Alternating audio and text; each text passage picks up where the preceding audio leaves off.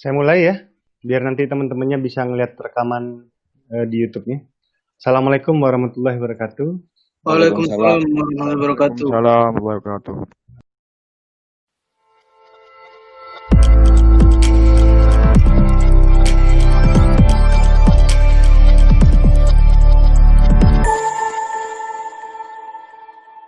Selamat sore ya teman-teman semua. Hari ini kita masuk pada tatap muka kedua.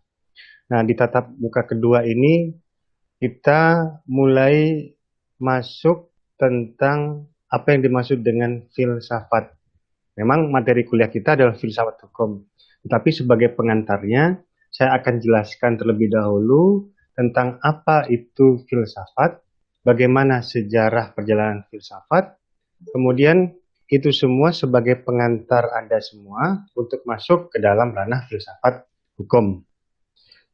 Filsafat itu pertama kali dimulai bukan di Athena, tapi filsafat pertama kali itu dimulai di Asia Minor, tepatnya di sebuah kota bernama Miletos. Nah, saat ini Miletos itu adalah Turki. Itu sekarang, Miletos disebut sebagai Turki. Nah, filsafat ini apa sih? Filsafat ini yang paling sangat mendasar itu adalah perpindahan pikiran mitos ke logos. Jadi berpindahnya pikiran mitos yang awalnya manusia menggunakan pikiran itu secara mitos, misalnya melakukan ini, melakukan itu karena diperintah oleh ini, diperintah oleh itu. Kemudian berpindah menggunakan logos, berpindah menggunakan rasio. Ini yang dimaksud dengan filsafat itu sendiri. Walaupun secara etimologi artinya adalah mencintai kebijaksanaan. Tetapi esensinya adalah perpindahan mitos menuju logos. Nah, di Miletos itu ada sebuah sekolah. Sekolah itu didirikan oleh seorang bernama Thales. Jadi nanti saya akan membedakan dua kaum. Kaum yang pertama disebut sebagai kaum Sokratik, kaum prasokratik ya, prasokrates. Yang kedua disebut sebagai kaum Pusikoi. Pusis ini artinya dalam bahasa Inggris nature, dalam bahasa Latin natura. Nah, kaum ini, kaum Pusikoi ini seringkali kita itu bercampur baur. Jadi kalau misalnya kita membicarakan tentang prasokratek, ya, prasokrates, biasanya sering memasukkan Solon. Solon itu Raja Athena, Raja Athena, Solon, Perikles, kemudian atau Demokritos. Nah, Demokritos itu dia lahir setelah Sokrates. Nah, bagaimana mungkin, ini kan lucu, bagaimana mungkin membicarakan pra-Sokrates, tetapi yang dibicarakan di dalamnya adalah orang-orang yang setelah Sokrates meninggal. Ya. Jadi akhirnya dipisahkan. Jika kita mendengar kata pusikoi atau fusis, ini istilah yang digunakan oleh Setyo Wibowo ya. Setyo Wibowo, Antoni Setyo Wibowo menyebutkan fusis. Jadi dia ingin membedakan, dia adalah filsuf-filsuf yang mulai berani menggunakan pikirannya untuk berspekulasi, berspekulatif, yang menanyakan bahwa asal-usul dunia ini seperti ini loh. Jadi yang tercatat ya, sedangkan Sokrates, dia itu membicarakan tentang manusia. Sebelum Sokrates, yang dibicarakan itu adalah alam atau fusis. Contoh misalnya Thales. Thales itu membicarakan bahwa segala sesuatu, fusis dari segala sesuatu itu adalah air. Itu kata Thales. Mengapa fusis segala sesuatu adalah air? Alasannya, yang pertama makanan bersifat lembab. Kemudian tak spermata atau benih manusia atau sperma itu kan bersifat lembab. Jadi dulu manusia-manusia kecil atau sperma itu selalu diawali dari laki-laki, dianggap dari laki-laki. Jadi perempuan itu hanya ladang, hanya dianggap sebagai sawah. Jadi masih belum ilmu-ilmu terkait dengan ini ya, terkait dengan manusia ini masih belum berkembang pada waktu itu ya. Jadi orang di zaman itu beranggapan bahwa laki-laki kecil atau manusia-manusia kecil ini berasal dari sperma yang dimiliki oleh manusia laki-laki dan itu lembab. Karena itu akhirnya si Thales ini beranggapan bahwa manusia-manusia kecil selalu berasal dari laki-laki dan itu air atau lembab. Jadi Thales berani mengungkap atau berani berspekulasi ya bahwa manusia itu atau alam itu berasal dari air. Bahkan dia membuat sebuah konsep bumi itu mengambang di atas air dan di atasnya ini ada sebuah kubah yang juga air. Kemudian alam ini perpaduan atau gabungan antara air tawar dan air laut yang bertemu menjadi satu kemudian menjadi alam. Itu teori yang dikemukakan oleh Thales. Thales punya murid. Murid Thales bernama Anaximandros. Jadi saya cerita 3 ini dulu ya. Dia bernama Anaximandros, meneruskan sekolah di Miletos tersebut. Anaximandros menolak pendapat gurunya. Dia bilang bahwa kalau misalnya segala sesuatu atau fusis itu adalah air, bagaimana dengan api? Akhirnya si Anaximandros itu berpendapat bahwa fusis itu bukanlah air, bukanlah tanah, bukanlah api, bukanlah udara, tapi ketakterbatasan. Itu kata si Anaximandros. Kemudian Anaximandros punya murid lagi. Muridnya namanya Anaximenes. Nah, Anaximenes ini juga menentang gurunya, menentang 2 gurunya tadi itu, bahwa fusis dari segala sesuatu itu bukan air, bukan ketakterbatasan, tapi fusis segala sesuatu itu adalah udara. Jadi udara adalah segala sesuatunya atau fusis dari segala sesuatu. Bahkan itu cikal bakal dari munculnya sebuah teori jiwa yaitu fenoma. Karena itu kalau misalnya kita tahu bahwa hidup itu adalah nafas, ya, bernafas. Maka kalau misalnya seorang bernafas itu dia dapat hidup. Bahkan roh manusia, jiwa manusia dianggap sebagai sebuah udara. Itu nanti teori itu diteruskan oleh Pythagoras. Kita tahu Pythagoras ya. Di banyak fragmen-fragmen, memang banyak buku yang menyampaikan bahwa kata filsafat itu yang pertama kali menyampaikan itu adalah Pythagoras. Banyak sekali buku yang menyampaikan. Tetapi secara filsafat ya, secara filosofis ya, pertama kali yang menyampaikan itu adalah Platon. Bukan Pythagoras. Karena Pythagoras itu membuat sebuah sekte esoteris. Sekte esoteris itu hanya sekte yang isi ajarannya hanya dimiliki oleh sekte itu sendiri. Kalau misalnya isi ajaran ini keluar ke sekte lainnya atau keluar ke publik, maka hukumannya adalah mati.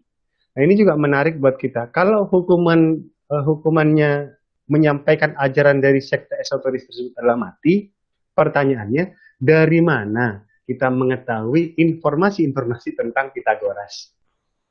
Ya. Lawan dari sekte esoteris adalah eksoteris, yaitu ajaran-ajaran untuk publik. Bentar ya, saya terima teman-teman dulu ya.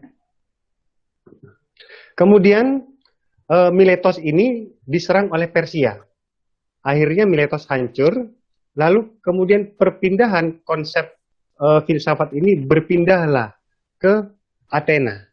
Berpindah ke Athena, kemudian Athena menjadi metropolis. Metro ini berasal dari kata meter, artinya ibu. Polis adalah kota, berarti metropolis adalah ibu kota. Meter ya, dan polis, ibu kota. Nah, anak-anak polisnya itu banyak sekali bersebaran di, ya, saya bisukan teman-teman ya. Nah, anak-anak polisnya ini bersebaran di mana-mana.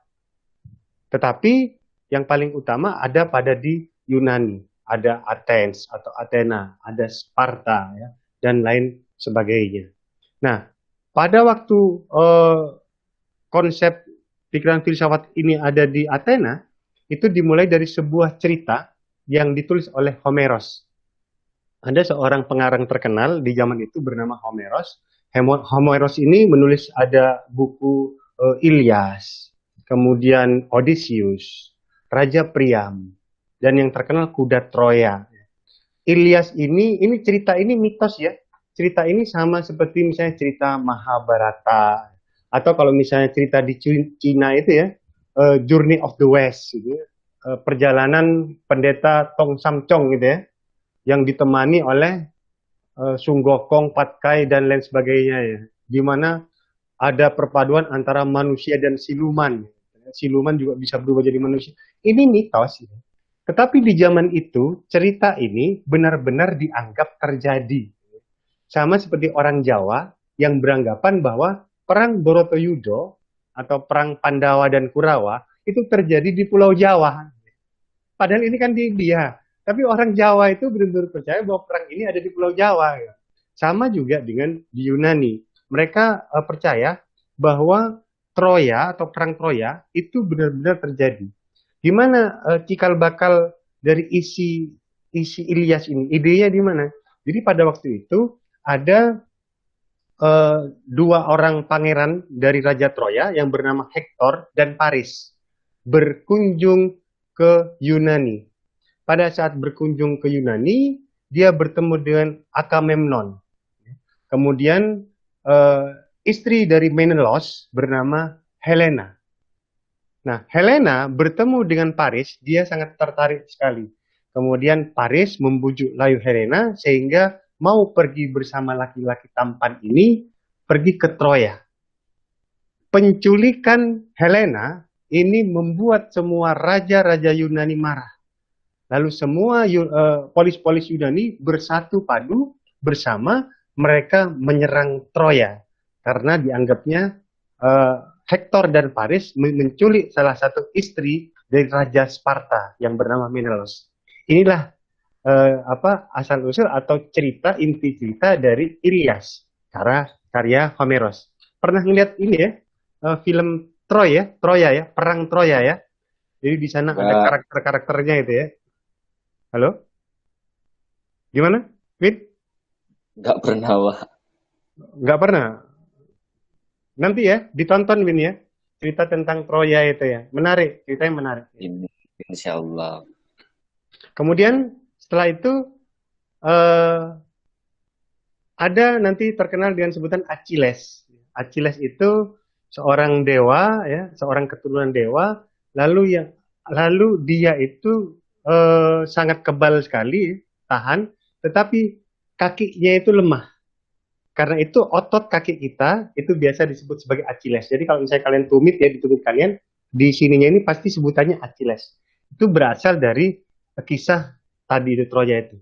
Nah kemudian yang menarik, bagaimana seorang Helen yang katanya sundal mau diculik oleh seorang lelaki muda tampan yang bernama Paris, kok akhirnya menjadi nama bangsa, yaitu Yunani, Helenis. Kenapa? Karena ternyata gara-gara Helen, semua Yunani bersatu padu sehingga menjadi sebuah negara dan akhirnya menyerang Troya.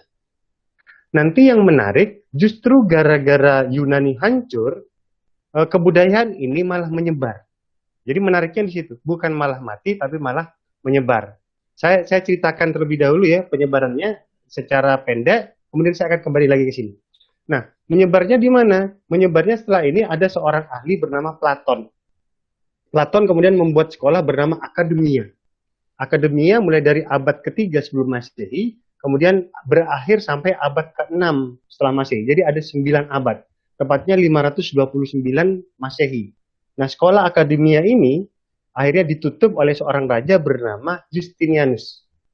Justinianus ini membuat sebuah kodek. Jadi sebuah kodek bernama Corpus Juris Civilis. Corpus Juris Civilis ini akhirnya yang menjadi cikal bakal hukum yang dibuat oleh si Justinianus ini, disahkan oleh Justinianus.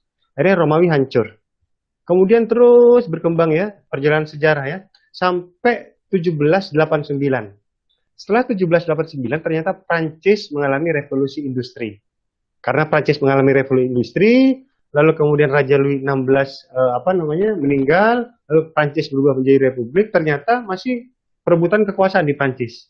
Sampai 1801 ya. 1801 barulah ada orang bernama Napoleon Bonaparte. Napoleon Bonaparte menjadi konsulat pertama di Prancis. Lalu Napoleon Bonaparte sangat terinspirasi oleh Justinianus. Akhirnya dia membuat sebuah hukum. Hukum apa itu? Dia beri nama sebagai Kode Napoleon. Apa saja? Satu, kode penal. Hubungan antara manusia atau warga negara dengan negara disebut sebagai kode penal. Lalu kode commerce, hubungan antara manusia dalam perdagangan. Lalu kode sivil, hubungan antara manusia dengan manusia atau warga negara dengan warga negara. Tahun 1830, Prancis menjajah Belanda. Akhirnya diterapkanlah asas konkordansi hukum Prancis ke dalam hukum Belanda. Asas konkordansi itu adalah sebuah asas di mana hukum yang berlaku di suatu negara akan berlaku pula di negara koloninya.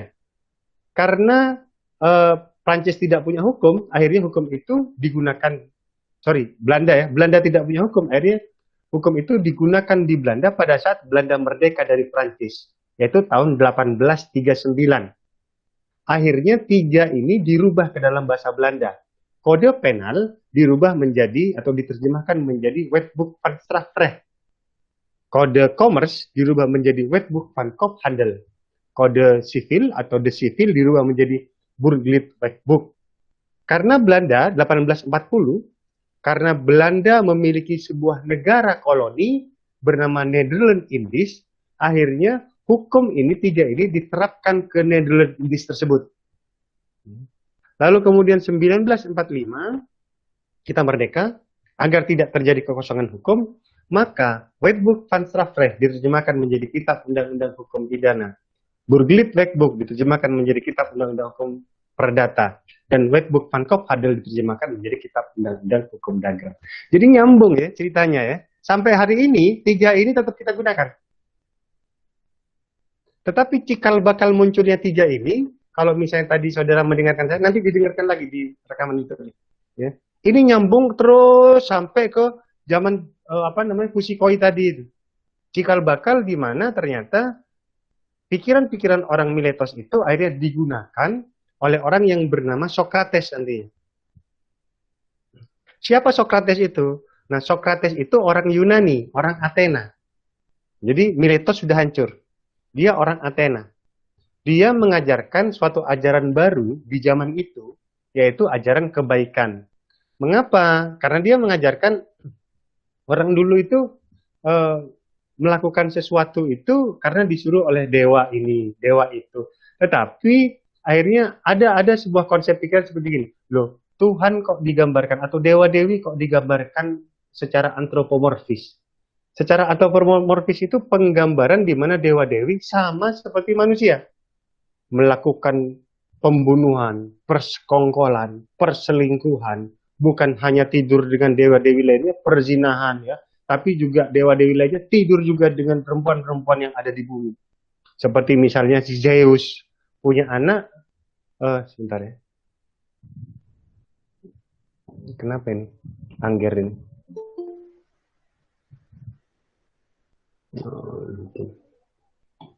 Selanjutnya. Si Zeus ya punya anak karena perselingkuhannya dengan wanita bumi ya, akhirnya anaknya bernama Hercules dan lain sebagainya. Jadi itu penggambaran antropomorfis manusia. Digambarkan dewa-dewi itu sama seperti manusia. Akhirnya si Sokrates bilang, ya kebaikanlah yang benar ya. Gak ada manusia yang gak benar. Semuanya manusia itu baik. Tapi Sokrates tidak pernah menulis buku. Sama seperti Thales tadi. Gak pernah nulis buku. Ya. Lalu bagaimana kita tahu bahwa Sokrates menyampaikan hal tersebut? Dari Platon, muridnya. Ya, yang nanti akan mendirikan sebuah sekolah bernama Akademia. Pada tahun 3 sebelum Masehi. Akademia itu nanti kita serap menjadi akademisi. Jadi orang atau kaum mereka yang belajar ya, mereka yang belajar di yang menggeluti sebuah pendidikan disebut sebagai akademisi. Nah ini berasal dari kata atau sekolah Platon yang bernama akademia. Diserap dari akademia tersebut. Nah kemudian Platon itu mengajarkan sebuah ajaran yang idea. Jadi idea itu bukan ide dalam kepala kita ya. Bukan gagasan dalam kepala kita, tapi idea itu bahwa ada satu hal yang ideal sekali, Misalnya konsep cetakan-cetakan sempurna. Cetakan-cetakan sempurna. Contoh cetakan sempurna itu misalnya katakan ada kucing ya. Platon nggak ngomong kucing ya, saya yang ngomong kucing ya. Katakan ada kucing. Kucing sempurna. Ya kucing itu kita tahu kenapa dia disebut sebagai kucing ya karena bentuknya seperti itu. Kalau bentuknya besar, kita menyebutnya itu bukan kucing. Jadi cetakan alam, kucing itu ya seperti itu. Tapi ada kucing hitam, kucing putih, kucing kuning ya. Tetapi di sana, di wujud aslinya sana, ada kucing ideal. Jadi sama seperti kita ya, ada tempat ideal. Manusia kan beranggapan bahwa ada tempat ideal yang sangat sempurna sekali, yang kita sebut sebagai surga. Di zaman itu, nerakanya disebut sebagai Hades. Tetapi surga dan neraka pada waktu itu masih belum ada. Kenapa? Karena orang surga dan neraka itu muncul pada konsep monoteis. Pada konsep monoteis baru muncul itu. Nah, pada waktu itu belum ada konsep monoteis. Jadi orang Yunani itu lebih cool. Dia berpikir lebih cool. Kalau kita kan tegang ya. Orang monoteis itu kan pikirannya tegang. Kenapa? Ada penghidupan, ada kehidupan, lalu apa namanya? Ada kelahiran, ada kehidupan, lalu ada kematian. Itu kan setelah itu selesai sudah. Itu kan di monoteis. Tapi kalau misalnya di Yunani, konsepnya dia lebih cool. Artinya, ya ada kelahiran, ada kehidupan, kemudian ada kematian, akan ada lagi kelahiran. Jadi dia circle.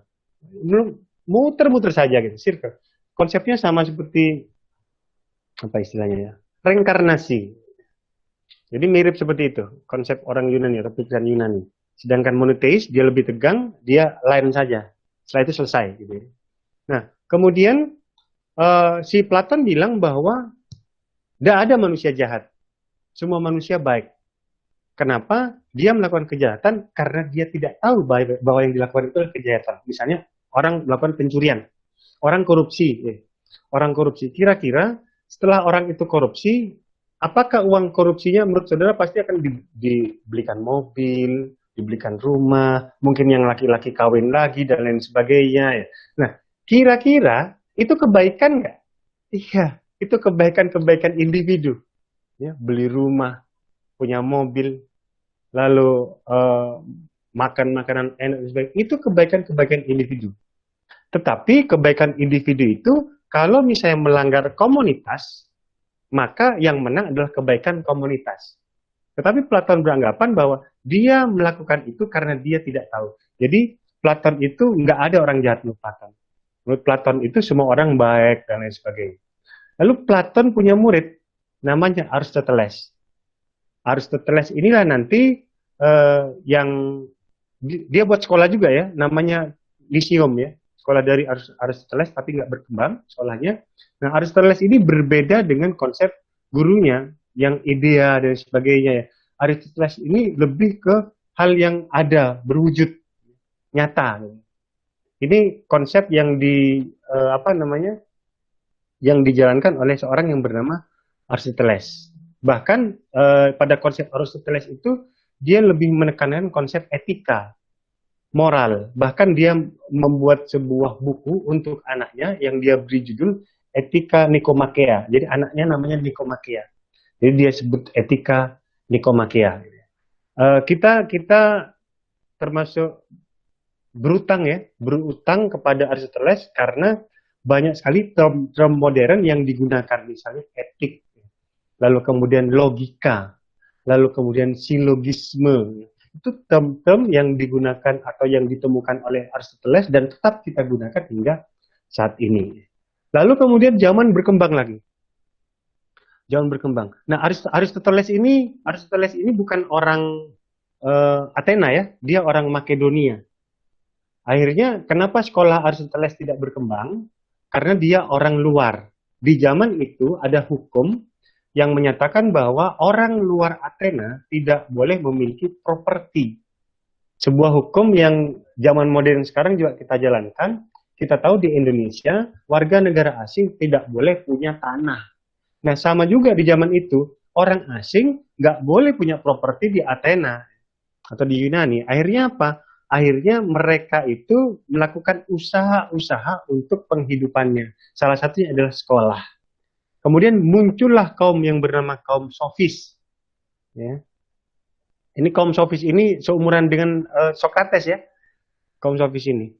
Kenapa? Karena pada waktu itu Athena menang ya, menang perang bersama menang perang dengan Persia ya, Darius dan Xerxes itu.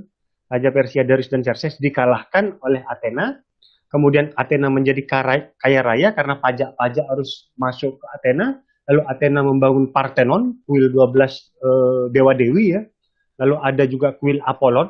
Yang menarik sampai hari ini, kalau misalnya saudara melihat ya, baik di BBC, ya, BBC Rome ya, 2007 nggak salah ya, film BBC Rome, atau saudara melihat browsing ya, kuil Apollon ya, di atasnya itu sebelum di pintu masuk itu ada tulisan Gnoti Chaton. Gnoti Chaton. Artinya adalah kenali dirimu sendiri. Jadi digambarkan bahwa sebelum manusia itu masuk ke dalam kuil tersebut, hendaklah manusia tersebut mengenali dirinya sendiri bahwa dia adalah mortal. Jadi makhluk yang akan hancur. Karena itu kenalilah dirimu sendiri. Kemudian diteruskan dengan Meden Aga. Artinya adalah jangan berlebihan. Jadi selain mengenali diri sendiri dan jangan berlebihan. Itu yang tertulis di kuil Apollon itu.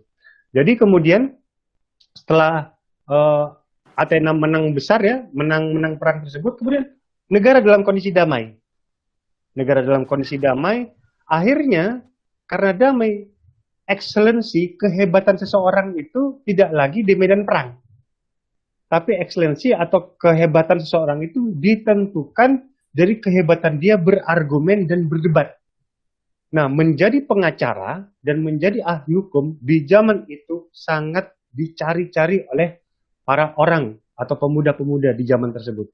Akhirnya karena kebutuhan banyak, muncullah orang-orang yang bernama nanti kaum sofis. Orang-orang yang secara pertumbuhan akalnya sangat pintar sekali, sangat tumbuh sekali, tapi kepintarannya itu dia gunakan sebagai demagog. Jadi ada pedagog, ada demagog. Pedagog itu mengajarkan seseorang dengan hal yang benar, sedangkan demagog juga mengajarkan seseorang tapi intinya lebih kepada menghasut. Lalu muncullah orang bernama Protagoras, Hippias, Glaukon. Ya. Seperti misalnya Protagoras, ini pernah saya sampaikan. Protagoras bilang seperti gini, di zaman sekarang mungkin masih tetap make sense ya, artinya tetap nyambung ya. Dia bilang, don't worry about math, science, and histories, but just make sure you good mark at rhetoric.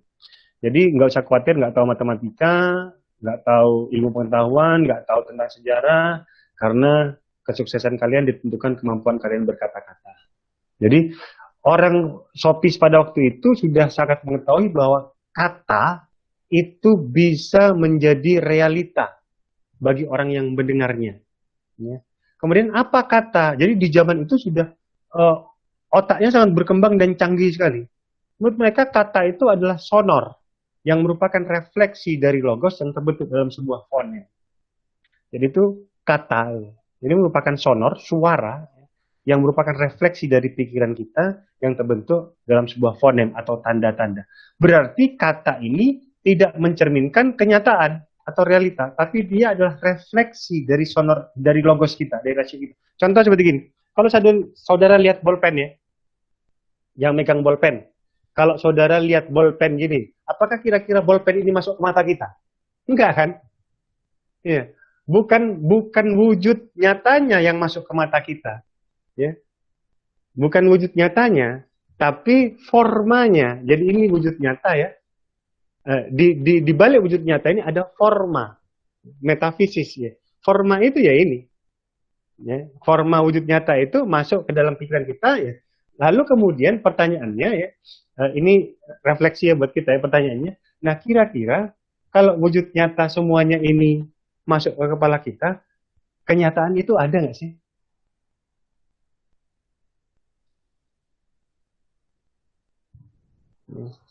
Semua ini kan kenyataan ya yang saudara lihat ya.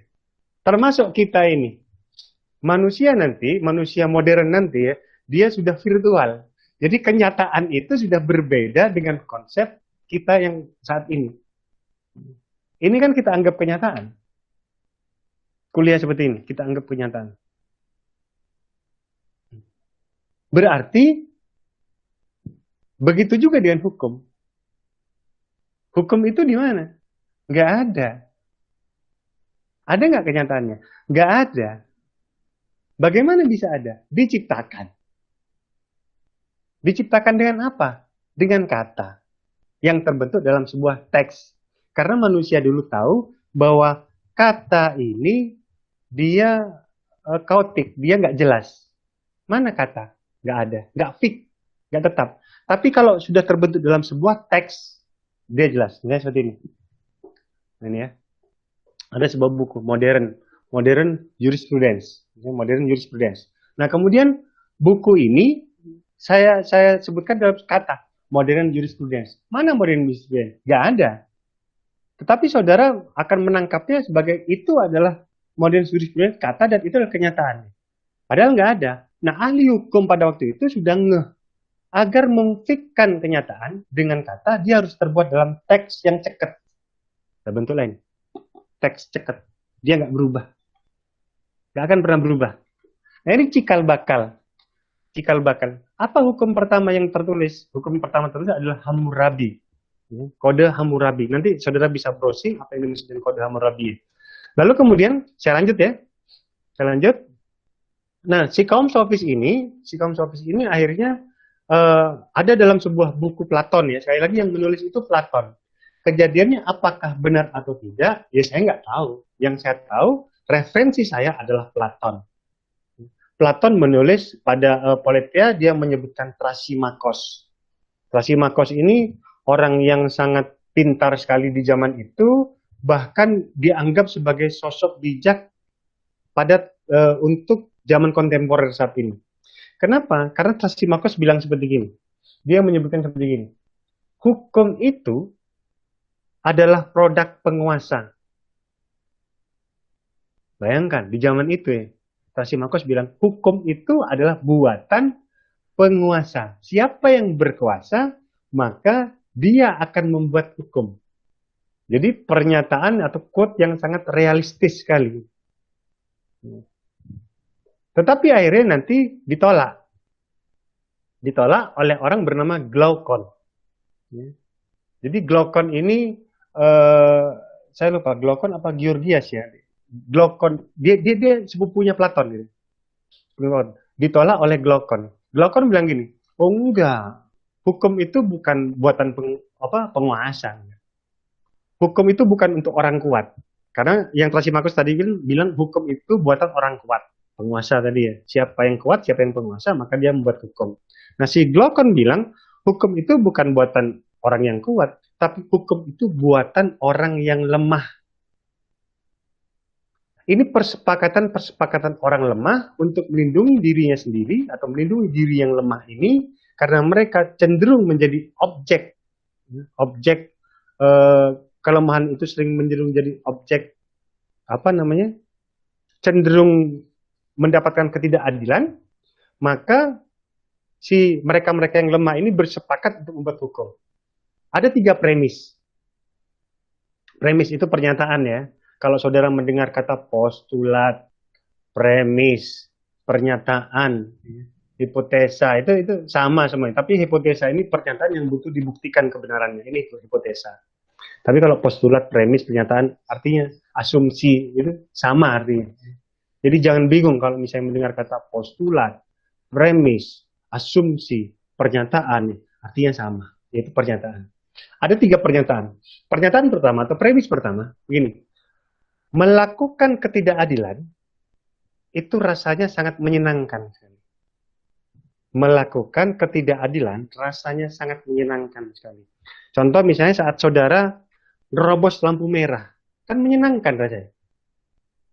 Atau misalnya saudara ada tugas, lalu terdesak, besok harus dikumpulkan, lalu saudara mencuri file-file punya orang. Ya, untuk dijadikan sebagai tugas, itu kan menyenangkan. Melakukan ketidakadilan, ya, itu sangat menyenangkan.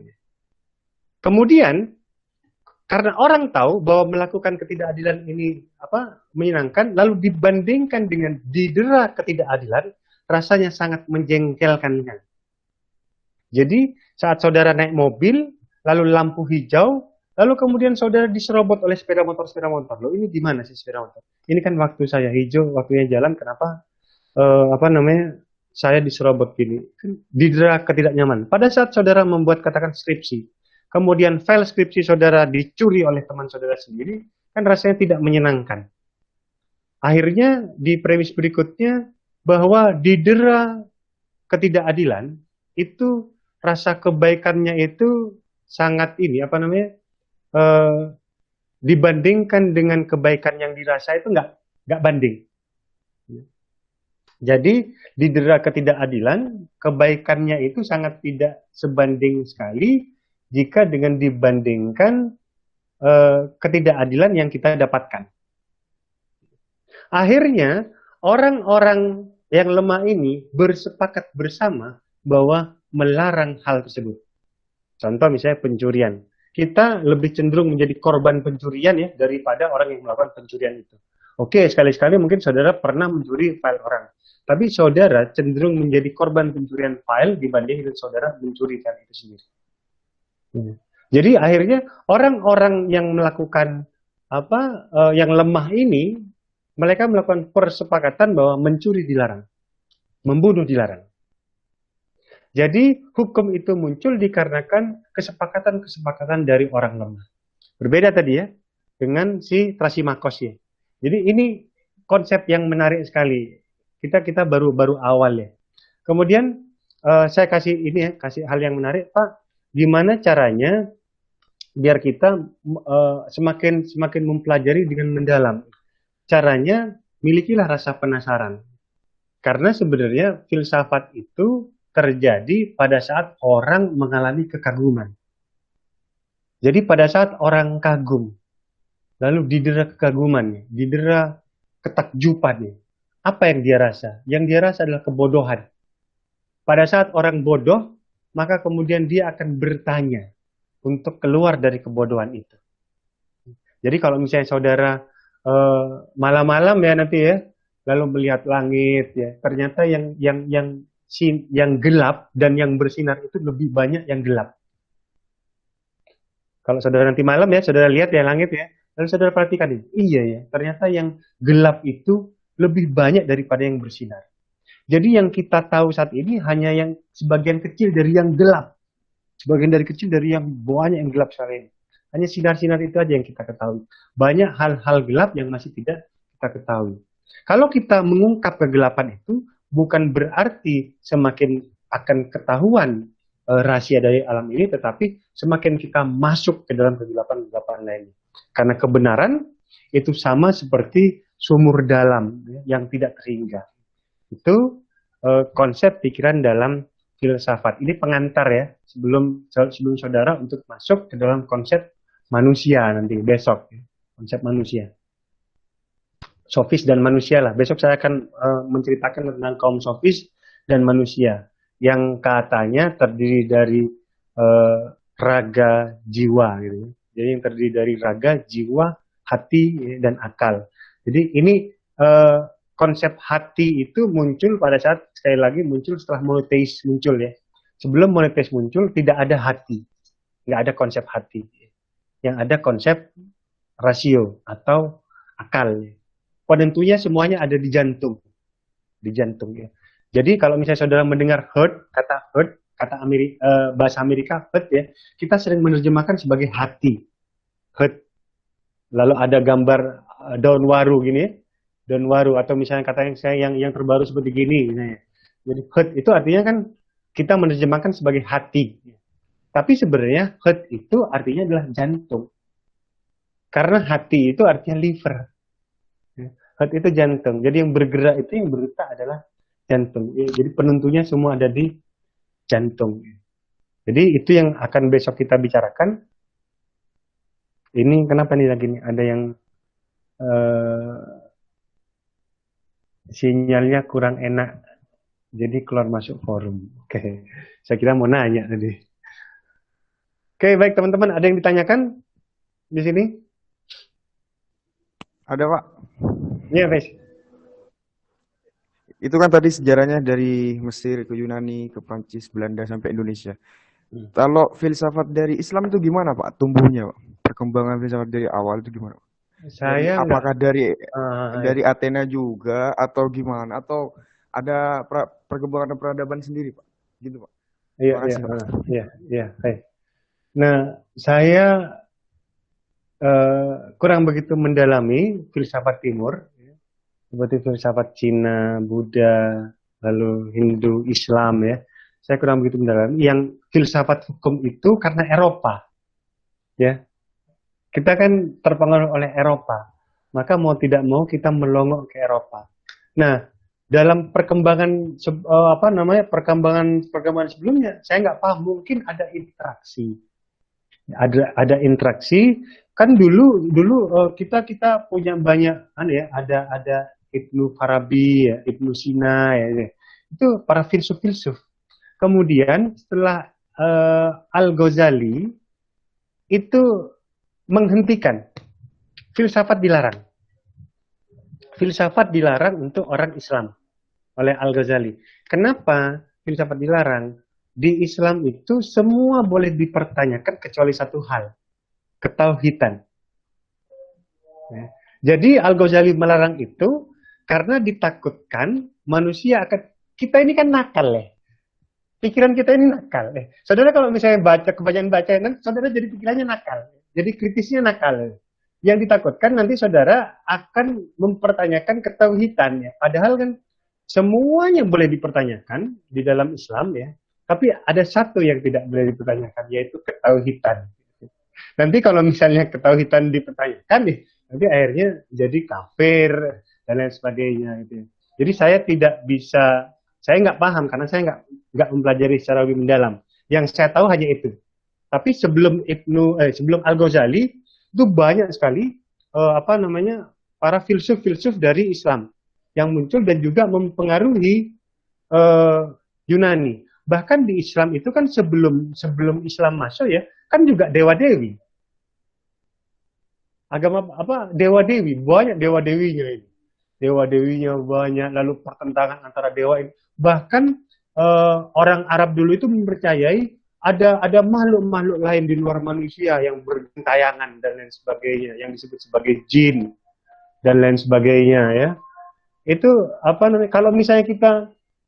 kalau kita mau menganalisis itu, wah repot nanti kalau misalnya pakai filsafat. Contoh misalnya kita mau menganalisis gini, oh berarti ini sebenarnya ilmu yang pertama kali muncul itu adalah hukum. Kenapa? Karena jatuhnya Adam dan Hawa ke dunia itu karena pelanggaran hukum yang dibuat Adam dan Hawa. Loh kok bisa Adam dan Hawa melanggar hukum? Karena makan buah holdi. Loh makan buah holdinya gimana? Dibisiki setan. Loh kok bisa setan masuk ke surga? Jangan-jangan waktu itu alarmnya tidak dinyalakan. Loh. Kan repot nanti kalau gini. Terus ini hari. Kan setan akhirnya masuk ke surga itu. Awalnya membisiki Adam menolak. Lalu Hawa pun akhirnya mengikuti apa yang disarankan oleh si setan itu atau iblis itu, dan kemudian makanlah buah itu. Dia makan 2 kali. Lalu kemudian si Adam makan 1 kali. Ceket di sini. Namanya buah itu buah pengetahuan, tidak akan bisa masuk sampai perut. Akhirnya ya sampai di sini yang manusia. Karena Adam bapak dari manusia itu ya, dia makan cuma 1 kali perut ya. Sedangkan si wanita makan 2 kali ya, Wak. Akhirnya nggak sampai ke perut, ada di dada. Karena itu sampai hari ini tetap laki-laki menganggap bahwa itu adalah buah surga. Joke ya ini ya, yang terakhir ya. Oke. Itu Faiz ya. Siapa? Ayo, ada yang mau bertanya lagi? Ya,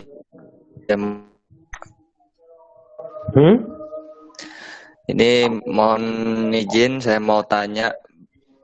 Berarti yang dari tadi saya dengarkan dari penjelasan Bapak Yusuf tentang yang filsafat ini, yang panjang itu dari tadi, itu berarti semuanya teori, Pak? Loh, bukan teori, itu yang orang sampaikan jadi cikal bakal pikiran. Sehingga nanti ada prinsip menemukan bahwa ternyata manusia itu mengadakan yang tidak ada dan meniadakan yang ada. Akhirnya pikiran itu kita kenal sebagai asas atau prinsip fiksi hukum. Jadi itu cikal bakal, Win. Ya, cikal bakal. Jadi tidak mungkin kita itu punya pikiran orisinil. Jadi sampai hari ini kita nggak akan mungkin punya pikiran orisinil. Kenapa? Karena begini, adanya Google Meet ini kan ditemukan gara-gara adanya internet. Adanya internet ini ditemukan gara-gara adanya komputer. Adanya komputer ini ditemukan gara-gara adanya listrik. Dan seterusnya, dan seterusnya. Jadi seperti itu. Nggak ada pemikiran yang muncul dengan sendirinya. Pasti ya, sebuah karya ilmiah yang akademis ya, itu memiliki penelitian terdahulu.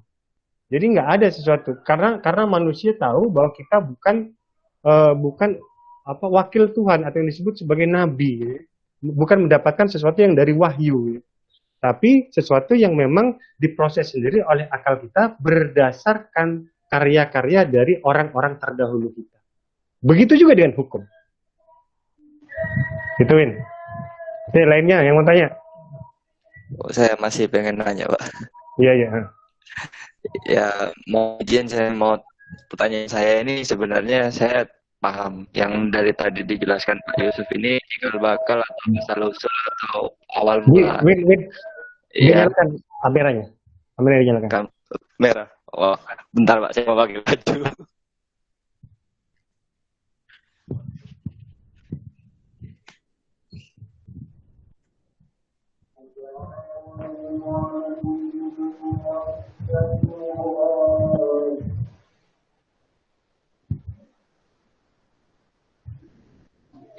Ini ya, sebentar sekali ya sebelum kamu bertanya begini, kita mengalami sebuah perilaku baru. Kita ada perilaku baru, kan? Contohnya seperti ini ya, kita kan ada ini kan bentuk perilaku baru. Termasuk nanti secara hukum, moral, etika itu akan berubah nanti ke depan. Ya. Ayo Win, nanya apa Win? Ya. Nyalain kameranya Win. Oh iya. Gimana? Dari tadi ini saya paham kalau yang dibahas panjang ini kan cikal bakal asal mula begitu. Nah, saya tanya itu ini dari tadi teori. Halo. Ya halo. Halo. Putus gimana?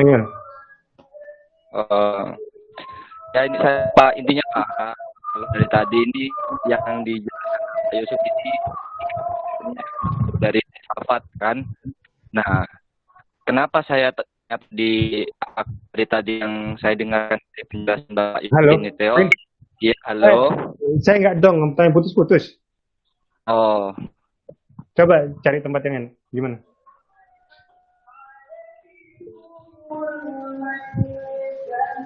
Ya, diketik aja.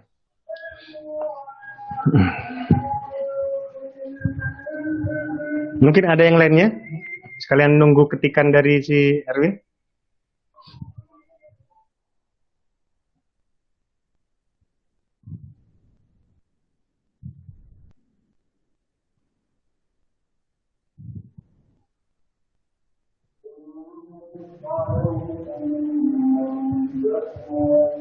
Halo? Sambil menunggu ketikan si Erwin, ada pertanyaan lainnya?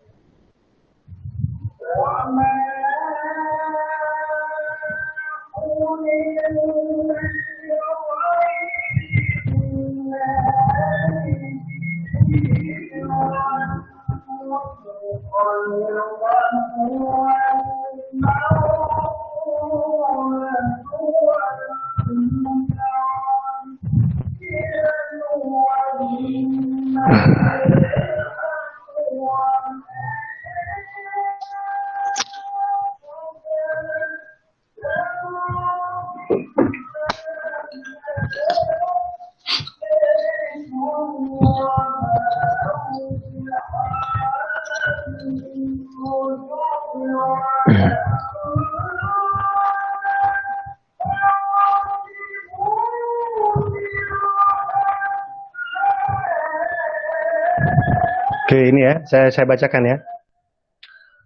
Apakah semua ini teori? Karena saya tidak mendengar adanya suatu hal yang membuktikan bahwa hal yang Bapak sampaikan benar-benar terjadi atau tidak. Ini dari buku. Ya. Teori ini kan cakna ya, katanya. Jadi kalau misalnya saudara mendengar teori, ini sebenarnya cakna. Teori, kalau dia diambil oleh seorang hakim, atau diambil oleh seorang pembuat undang-undang, maka dia akan menjadi hukum. Contoh misalnya John Locke. John Locke itu adalah orang yang membuat teori tentang labor, tentang kerja, bahwa seseorang yang menggunakan tenaganya bekerja dengan menggunakan alam, maka hasilnya akan menjadi miliknya.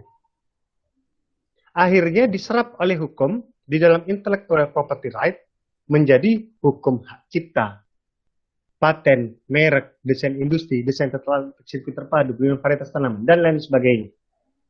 Memang pendapat orang, tapi ternyata akhirnya menjadi hukum. Ya. Sebelum orang itu berpendapat, manusia sebelumnya kan nggak nyampe ke sana, pikiran itu. Gara-gara kita nyampe, sama seperti gini. Kalian sebelum saya menjelaskan tentang filsafat ini, kalian kan tidak pernah berpikiran tentang filsafat seperti ini.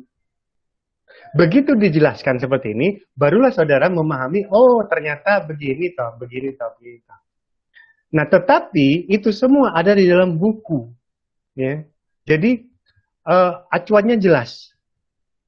Acuannya jelas. Buku apa? Ada sebuah buku namanya Die Krantz. Die Krantz itu ada dua orang Jerman.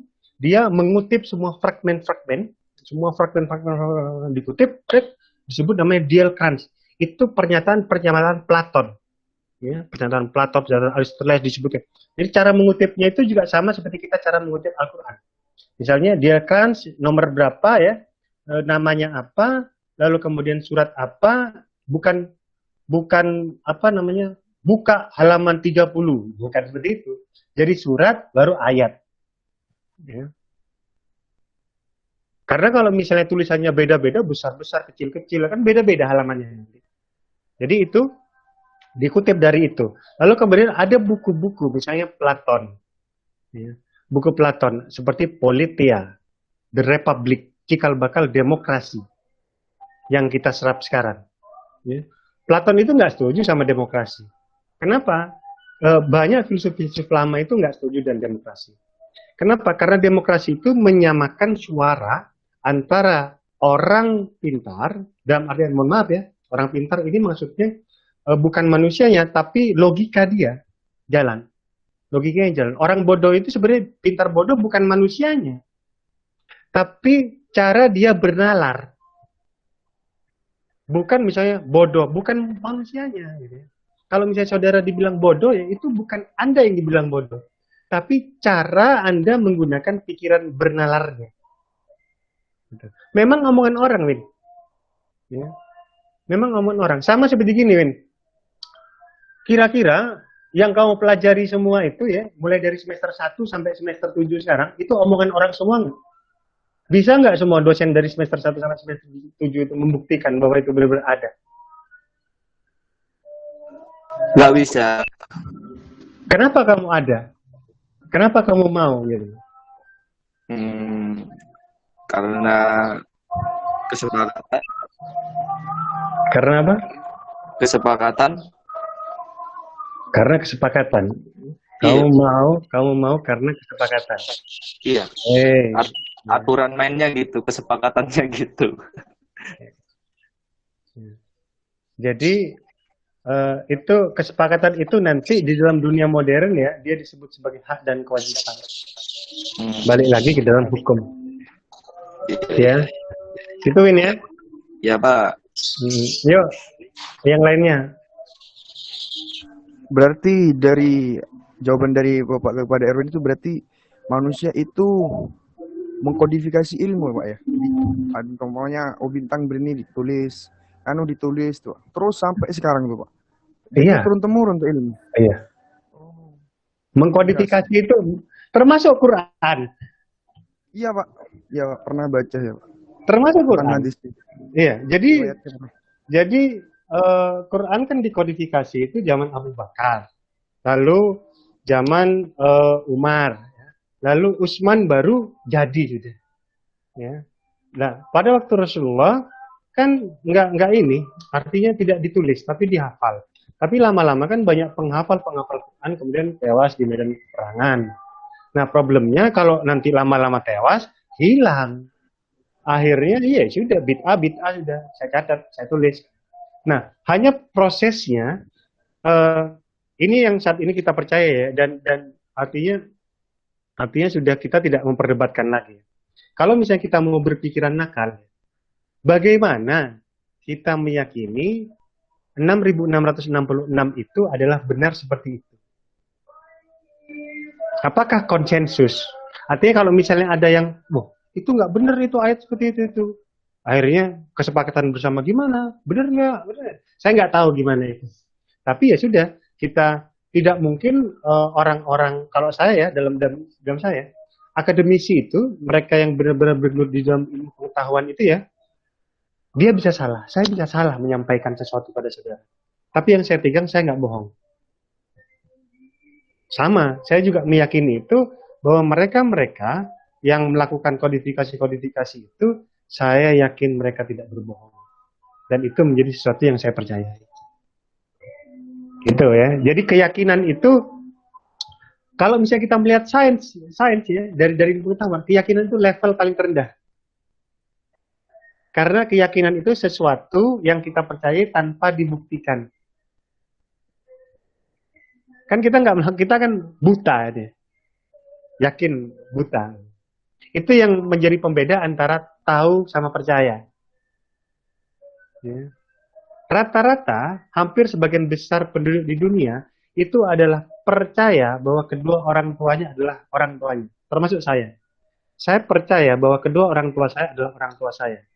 Saya tidak tahu bahwa kedua orang tua saya adalah orang tua saya. Saya nggak tahu itu. Kenapa? Karena untuk mencapai tahu, kita harus mencapai proses pembuktian. Harus tes DNA. Saya nggak pernah tes DNA. Maka saya tidak tahu. Akhirnya yang saya tahu, saya percaya bahwa kedua orang tua saya adalah benar-benar orang tua saya.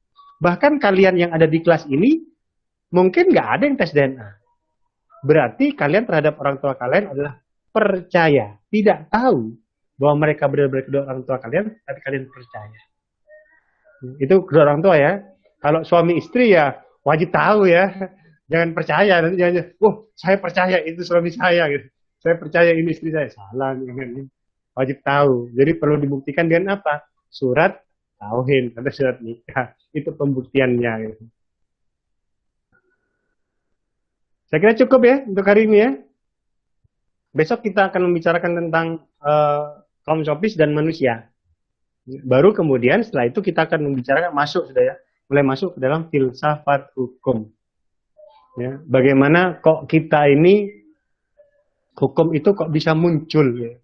Gimana cikal bakalnya? Kemarin kan saya sudah jelaskan ya, kenapa kok bisa kita patuh pada hukum, kita taat pada hukum ya? Apa yang menyebabkan kita patuh? Kenapa kalau misalnya kita tidak patuh? Jangan-jangan sanksi itu hanya menakut-nakuti kita agar kita patuh. Seandainya kalaupun kita melakukan itu, ya sanksinya tidak artinya kalau dijalankan ya tidak ada. Akhirnya nanti saudara akan ini di luar ilmu filsafat hukum ya, lebih ke arah filsafat ya. Ada seorang bernama Martin Heidegger. Martin Heidegger ini dia menulis sebuah buku berjudul Being and Times. Ya. Jadi ada dan waktu. Jadi dia menulis buku ada dan waktu. Dia menulis bahwa makna itu tidak ada sudah. Jadi saat ini makna itu nggak ada. Ya. Ada sebuah puisi itu berbunyi seperti ini. mawar bukanlah tanda cinta kasih. Mawar bukanlah tanda berkabung. Seandainya mawar tumbuh, ya memang mawar tumbuh. Mawar tidak menyambut pagimu. Mawar juga tidak menyambut dirimu. Karena mawar adalah mawar. Jadi dia ada sebuah puisi seperti itu ya. Jadi nggak ada makna. Berarti nggak ada makna apa-apa. Semuanya sama. Ya. Tapi kita nggak ke sana. Gitu. Yang kita akan pelajari itu filsafat hukum. Bukan filsafat dalam artian kita berpikir, bukan ya. Tapi kita berpikir kenapa hukum itu memilih tidak bermasker didenda. Kenapa hukum itu memilih tidak bermasker disuruh nyapu jalan? Bagaimana kalau misalnya bertemu dengan yang tidak bermasker ternyata dia juga penegak hukum atau dia pejabat? Apa yang terjadi? Bagaimana kalau misalnya ternyata ini transfer antara dosen dan mahasiswa? Bagaimana ternyata jika misalnya dosen menyampaikan suatu ajaran yang salah, apa sanksi buat dia? Gitu. Jadi kita akan membicarakan hal-hal itu, tapi yang kita bicarakan bukan dalam artian moral dan etik. Kalau terakhir itu dosen ya salah, itu moral dan etik. Tapi yang kita bicarakan sesuatu yang cikal bakal munculnya satu perundang-undangan yang akhirnya digunakan oleh masyarakat sekarang. Jadi misalnya seperti gini, undang-undang yang boleh dibilang melanggar konsep filsafat. Contoh begini, penggusuran. Penggusuran itu secara kodrati nggak benar itu, secara aliran kodrati. Kenapa? Karena itu melanggar hak asasi manusia. Jadi penggusuran itu nggak benar, nggak boleh. Jadi kalau misalnya ada negara melakukan penggusuran, berarti dia telah melanggar hak-hak dari manusia, hak-hak dari warga negara. Tetapi kemudian ini si negara bilang, oh saya nggak pakai itu kok, saya si aparat penegak hukum, saya menjalankan penggusuran ini berdasarkan putusan pengadilan A ya nomor sekian bahwa harus digusur. Akhirnya hak manusia itu kalah dengan putusan hakim. Jadi bagaimana munculnya ini? Kenapa akhirnya ini diikuti? Nanti aliran-aliran juga yang muncul. Jadi kita akan mempelajari tentang hal tersebut. Ya, cikal bakal dari mana hukum itu muncul. Saya kira cukup ya. Udah panjang ya. Sejam lebih nih saya ini. Siap, Pak. Nggak ada yang tanya ya? Nanti kalau misalnya Bapak, mohon izin Bapak terkait dengan tugas yang resum pengantar filsafat hukum ya Bapak? Tanggal 2. Kan taruh di saya. Akhir tanggal 2. Taruh di classroom saya. Oh, ya. Siap Nanti Bapak. itu kan ada bab yang hilang itu. Dilanjutkan saja. Siap. Ya, bab yang hilang. Siap. Terima kasih Pak. Iya. Oke, nanti bisa dilihat di ini ya, di YouTube ya. Buat yang nggak jelas ya. Oke, terima kasih ya teman-teman semua. Terima kasih sudah meluangkan waktu ya. Saya akhiri. Assalamualaikum warahmatullahi wabarakatuh. Waalaikumsalam warahmatullahi Assalamualaikum warahmatullahi wabarakatuh.